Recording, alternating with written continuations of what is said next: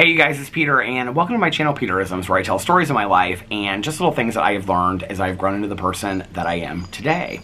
And it is currently 11:42 a.m. And if you watch my vlog, you know that I have been having a very difficult time falling asleep lately. Last night I went to bed at like 10:30.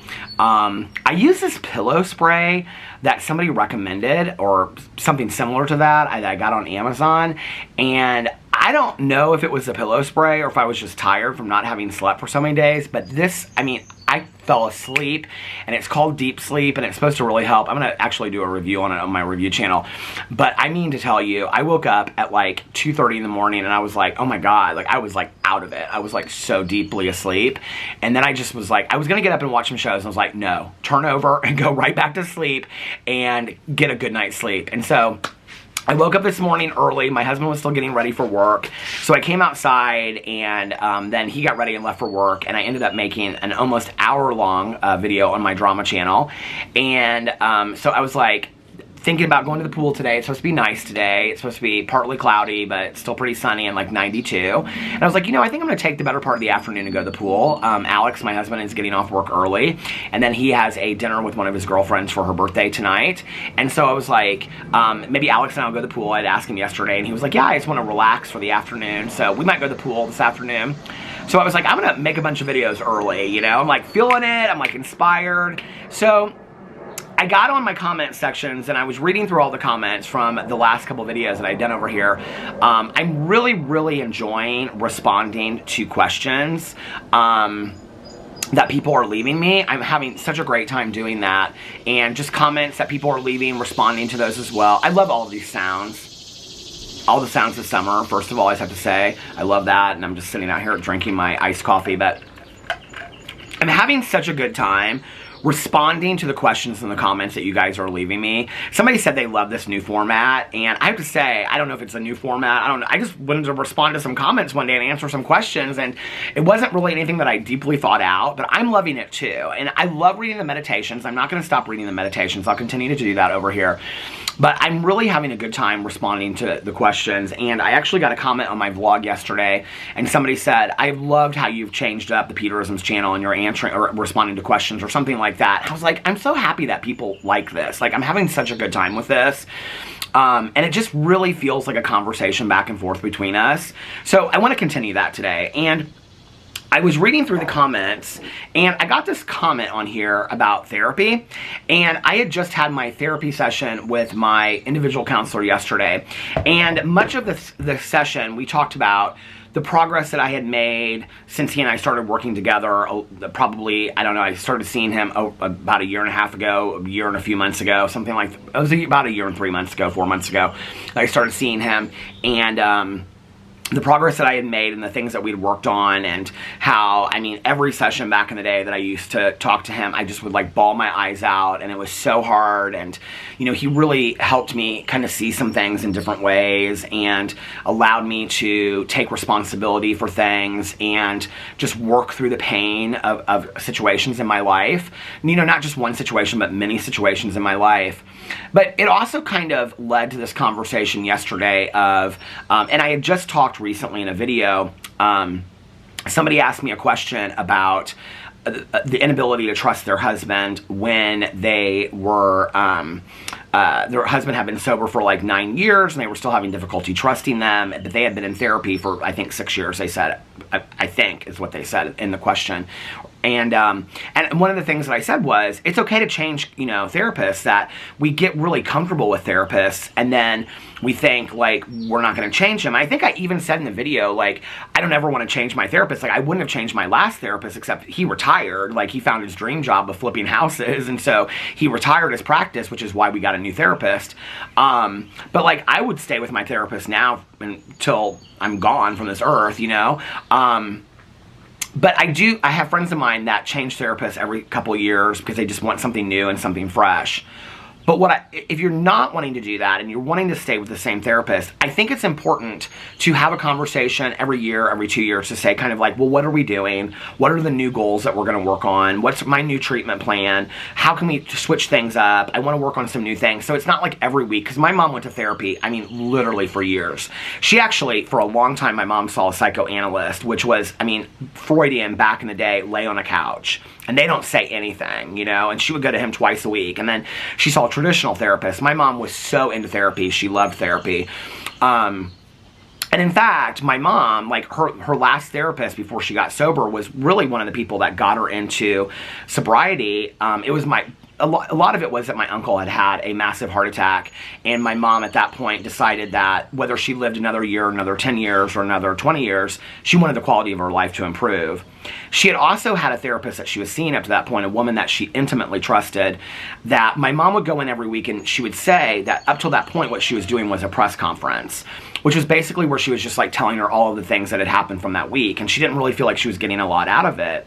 And that she was talking about how sad she was, and that how she was so upset and miserable all the time, and it was because of this and it was because of that. And her therapist said to her at one point, we can continue week after week to talk about how sad you are, how miserable you are, how, you know, your life is horrible and all this kind of stuff. Until you stop drinking, nothing's going to change. And basically what she was saying in layman's terms, not in clinical terms, was that addiction is a primary disease. Alcoholism and addiction is a primary disease, and you have to deal with it first before you can deal with any underlying issues, you know? And that was what I was always taught when I worked in treatment, that somebody has to be sober before you can really work on like the mental health issues underneath there, because many times people are self-medicating. I have self-medicated in my past and things like that, you know, with just trauma in my life or not wanting to come out, things like that, you know. So I do think it's important to continue to have conversations with your therapist.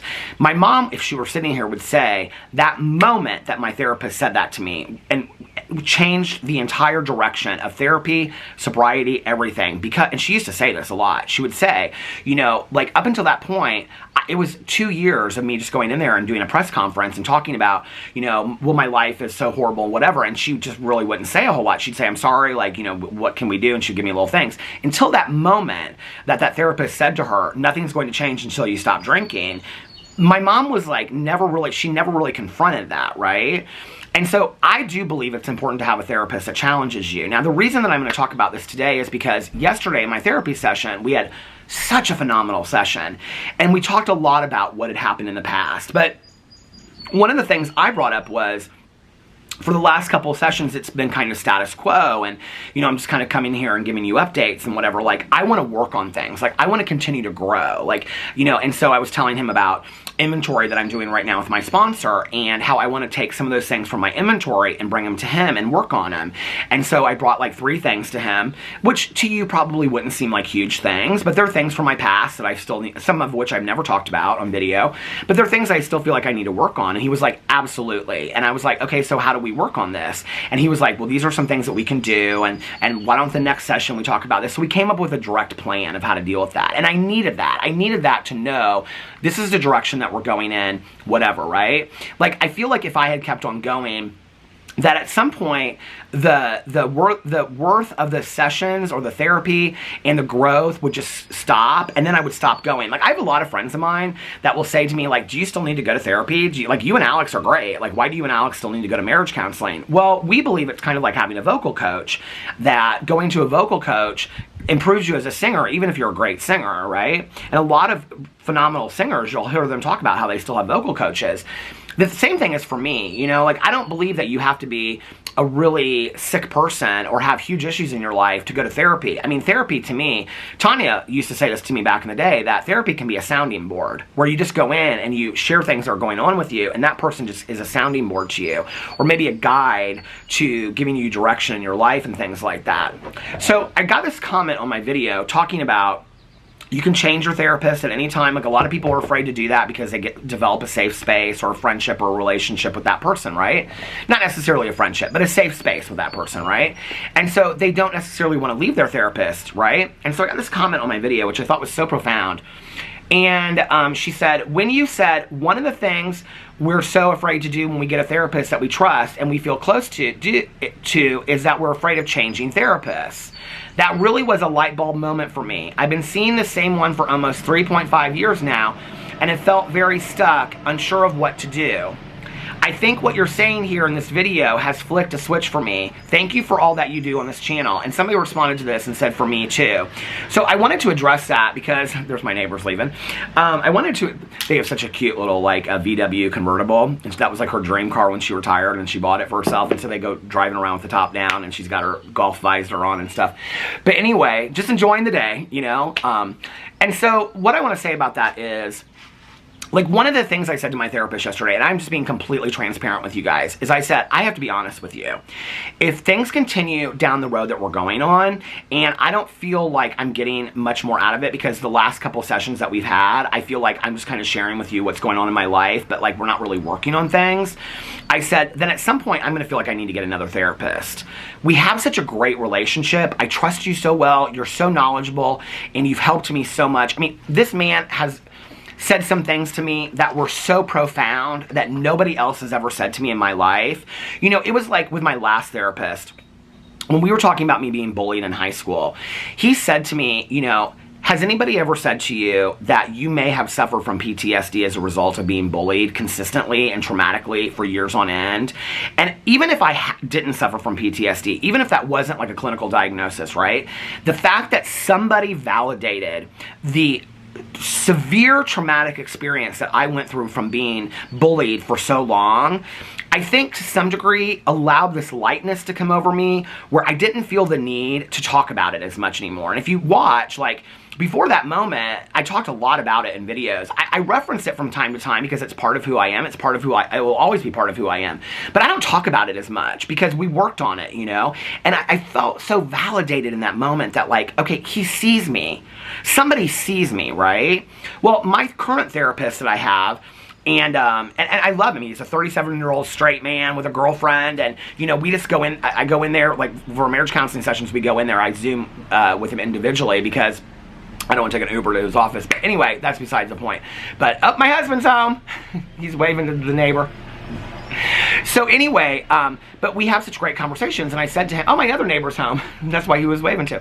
So, but, you know, we have such great conversations, and I said to him, I don't want to, like, at some point feel the need to seek a new therapist. You are so fantastic, and he, like I said, he has said such profound things to me that has really made me change the direction of how I look at things in my life. Like, and he has said, like, things to me that, like you said, light bulb moment. He has said so many things to me that are just, like, ultimate light bulb moments that I'm like, wow, I'm just like blown away, right? And I'm like, I can no longer look at things the way that I was looking at them before, because now you've allowed me to look at them in a completely different way, which is so powerful, you know?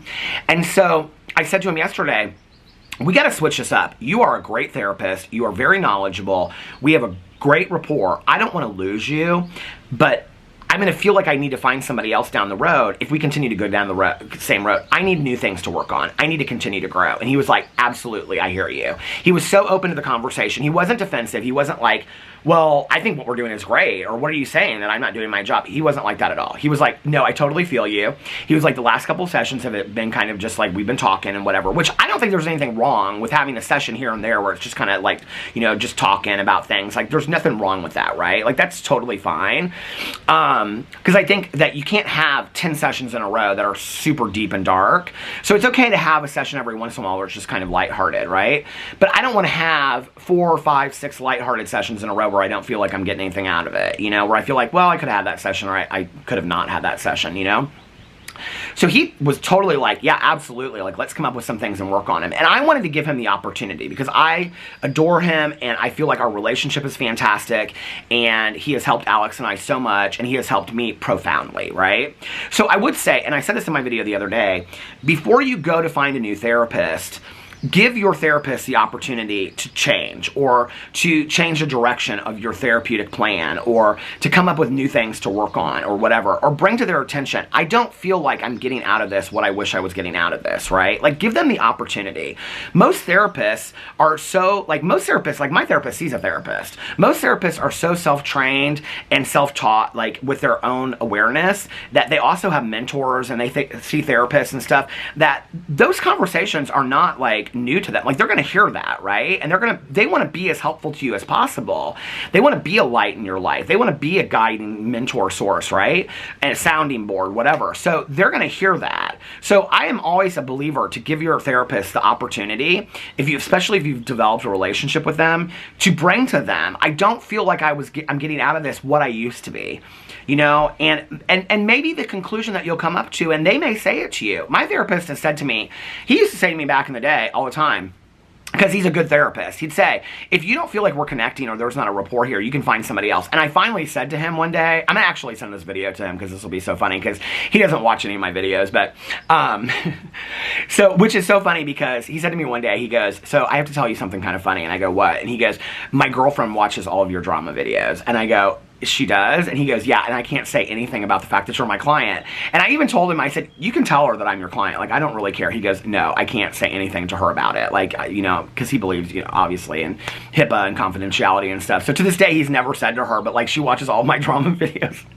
He'll like come in and he'll be like, yeah, she was watching one of your videos last night and saying how much she loves you and stuff. And I'm like, that's so sweet, right? But I'm like, it kind of cracks me up that he just like has to sit there and act like he doesn't know who I am. And she's like, she'll say things to him like, do you know that he lives in Indianapolis? Like, if I ever ran into him, like, she has no clue that I'm his client, which anyway, but I think that's sweet. But so, you know, he used to say to me, like, if you need to find somebody new, like, if you don't feel like this is a good fit, or, you know, and I finally said to him one day, I said, hey, listen, I said, don't ever say that to me again, okay? I'm tired of you saying it.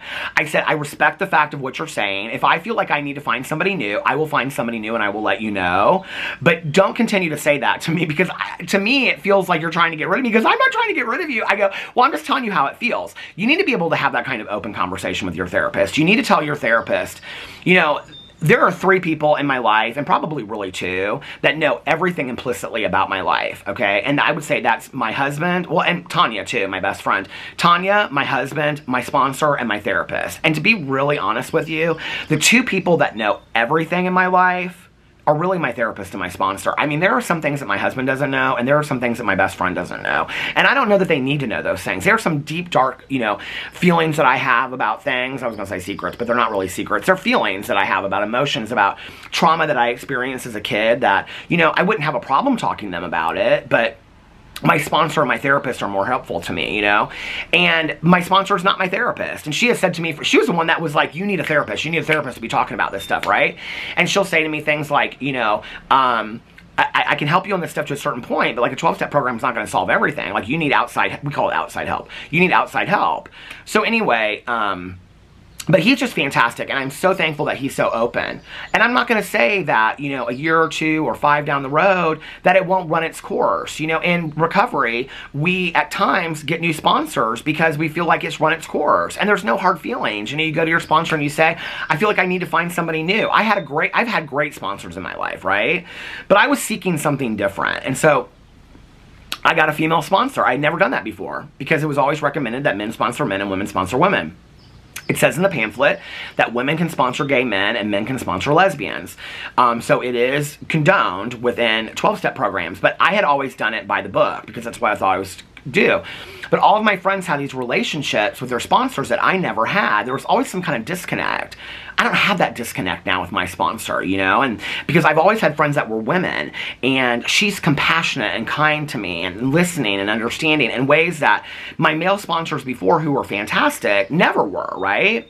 So, but that's not to say that that won't run its course, and someday I won't need to get a new sponsor, you know? And that's okay, because at the end of the day, ultimately, my well-being is more important than anything else. It's more important than somebody's pride or ego or their hurt feelings over not being my therapist anymore, or not being my sponsor or whatever, right? Now, I hope that's not the case. I hope that my therapist and I can continue to grow and learn together and whatever. And he'll say to me, I learn from you just as much as you learn from me, I hope. You know, my sponsors is the same thing. So it should be a continuously growing relationship. When it's not, and when it stops, or if you bring things to your therapist or counselor or life coach or whatever about wanting to change things up or grow, or you're not getting what you need, and it's met with resistance, that might be a sign to find a new therapist. You know, and that's okay. That's fine. You know, you can even ask your therapist, could you give me some referrals of people? You know, and a good therapist will say, absolutely, you know, and I'm sorry that you don't feel like you're getting what you need from me. Maybe this is a good time for you to find somebody new. A good therapist will do that, you know, and they won't stand in the way of your progress or your health, you know. But I always believe that I want to give that person the opportunity to change and grow and come up with new treatment plans or treatment options for me and continue to allow me to grow, especially if I build a relationship with them or rapport, because they change over time as well, you know. And so you don't always have to get a new therapist. You can talk to that therapist. But if the time comes and you feel like you need to get a new therapist, don't feel bad about it, you know. And I think we often develop these relationships with therapists because we trust them so much. We're telling them such like deep, dark secrets and feelings of our lives and things that we've gone through and traumatic experiences that they, like I said, are one of the only people that know all of that about us, right? So then to leave them feels like almost kind of like we have these attachment issues with them. So it's hard to leave those relationships. But sometimes, to some degree, you've outstayed your welcome. It's not helping anymore, and therefore the therapy isn't helping you grow as a person, and you need to. And if that person isn't willing to hear what you have to say or grow with you or change, then it's time to find a new therapist. Like I said, some of my friends, they just change therapists every couple years on the whim just because they want to hear something different or something new, and every therapist has a different strategy or different attitude towards things. You know, and these aren't people necessarily that have deep, dark stuff going on in their life. They just want somebody, they want to hear a different point of view, you know? And there's a lot of therapists that are trained in different areas. A lot of therapists that have specialized training in this or specialized training in this or coaching, you know, expertise in this. And so my friends will be like, well, I want to focus more on this, so I'm going to go to somebody that has more expertise in this because I've been working on this and now I don't need to work on that anymore, so I want to go to somebody else. And that totally makes sense, right? So don't ever feel bad about needing to change your therapist. That doesn't mean that and the other thing is this, is that when you go in and you, for the first session to your therapist, you know, that doesn't have to be, like, you can go to 5 different therapists and shop around until you feel like you have a good fit with somebody. You know, when we were finding a new marriage counselor, I think I called a couple different people. The battery died. I had to go get another battery because of the other hour-long video that I filmed. But anyway, I was saying that before we got our therapist that we have now, I shopped around a little bit, and I talked to several different therapists on the phone, and I can remember, like, 2 of the women that I talked to were highly credentialed, like PhDs and huge credentials, right? And they were very, very clinical. And I remember talking to one of them on the phone, and she was super nice, like, and I thought, oh God, I could really connect with this woman, right? And she said, I'm going to tell you right now, like, I'm really clinical. And I said, well, what do you mean? And she goes, I'm really about diagnoses and treatment plans for diagnoses and things like that. That wasn't what I was looking for. Now, I know what that's like. I've been in those situations before, and they can be really helpful, right? And I don't look down on that or anything, but I wanted a talk therapist. I wanted somebody that was going to talk with me like a conversation, like layman's terms. I wanted somebody that was going to make analogies and explain things to me in profound ways. I didn't want for somebody to, even though my past therapist who said something about PTSD, it wasn't so much that I needed a diagnosis of PTSD, it was somebody that I wanted somebody to validate what I had gone through, right? I wanted somebody like that. And so she was fantastic, but she was very honest with me, and she's like, I have a very clinical approach to what I do. And I was like, okay, that's not what I want. And so when I talked to our therapist on the phone, and he was like, yeah, hey, it's great to talk to you, and like, so whatever, you know. And I said, I'm really wanting somebody that is versed in recovery because you know, it's important to me that you guys understand the language, or that you understand the language that I speak and whatever, so I don't have to explain it to you. He's like, well, I'm not sober, but I have several friends that are sober. I've been trained in it. And I said, so what do you know? And he's like explaining to me about his knowledge of steps and whatever. I was like, okay, that's enough. Like, I just wanted to know that if I say 4-step, you know what that means. Like, if I talk about inventory, you know what that means. I don't have to explain it to you. He's like, oh yeah, whatever. And so we talked a little bit on the phone, and I was like, oh my God, this guy's great. Like, we completely clicked right away, right? And then Alex met with him, and Alex and him clicked right away. So I think it is important to like be able to build a rapport with somebody, you know, and also be able to keep that professional distance where it feels like a relationship. Like, I mean, he feels like to me, I think I said a younger brother that I trust. He's like a younger, smarter brother to me. I don't know how to explain that, you know, but he like says stuff to me all the time. Like, God, I never thought of it that way, you know. He's just a sounding board. He's fantastic, you know, like Tanya said, a sounding board. And like I said, that doesn't mean that that won't run out at some point. And I do know with him, if I came to him and I said, I think it's time for me to find another therapist, he'd say, well, here's 3 people that I know. Let me recommend somebody to you. He wouldn't feel like I was deserting him, you know. I have had friends of mine that have been in therapeutic situations where they left and that person basically felt like they were deserting them. You know, that's not a healthy relationship. So don't ever feel bad about finding a new therapist, you know, at all. And if you've never been to therapy before, I will say this, I recommend this to all my friends. I'm not sponsored to talk about this, but I always recommend to people to look on psychologytoday.com. At the top of it, it'll say find a therapist. You put in your zip code and it'll find therapists in your area or life coaches or counselors or whatever. And then you can literally put in like filters for what you're looking for. If you're looking for somebody that has expertise in addiction or anxiety or depression, and it'll come up with people. You can put in your like insurance or self-pay or sliding fee scale filters as well. And it'll pull up all these people and it has pictures of them and it talks about their experience and they have quotes in there and stuff like that. It's fantastic, free resource to find a therapist in your area. And there's a lot of therapists that work on a sliding fee scale. So when people say they don't have money for it, you know, it's like, okay, maybe the rate is $100, but maybe their sliding fee scale goes down to 20 or 30 depending on what you can afford.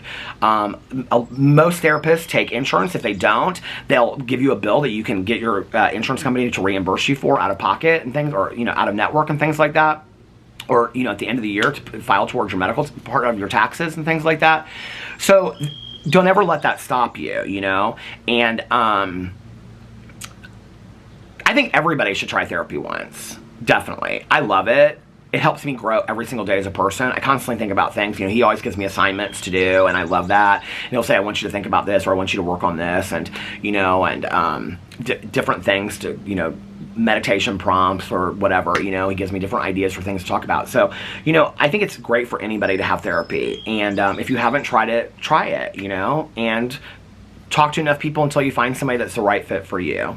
Thank you so much for the comment, and thank you guys so much for the questions. Please continue to give me questions so I can continue to make videos answering them. I'm loving doing this. It's so much fun for me, and I love you guys, and I'll see you tomorrow. Bye.